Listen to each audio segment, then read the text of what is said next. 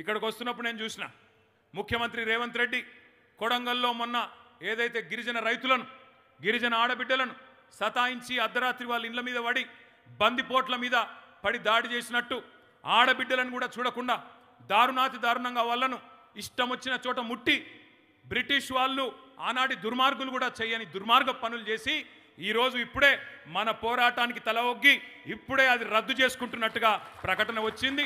ఇది తెలంగాణ విజయం, ఇది బీఆర్ఎస్ విజయం కాదు, ఇది తెలంగాణ ప్రజల విజయం, ఆ గిరిజన బిడ్డల విజయం, అక్కడ ఉండే మా దళిత బిడ్డల విజయం, అక్కడ ఉండే బీసీ బిడ్డల విజయం, ఆ చిన్న సన్నకారు రైతుల విజయం, మన విజయం కాదు.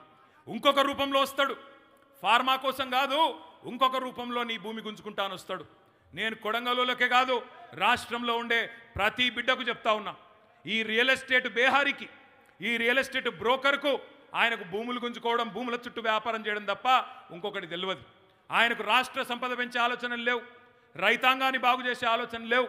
అందుకే ప్రతిఘటన మాత్రమే మార్గం, ఖచ్చితంగా ఎప్పటికప్పుడు ఎక్కడికక్కడ నిలదీయడం మాత్రమే మనకున్న ఏకైక గత్యంతరం. మీకు ఈ గులాబీ జెండా అండగా ఉన్నది. ఈ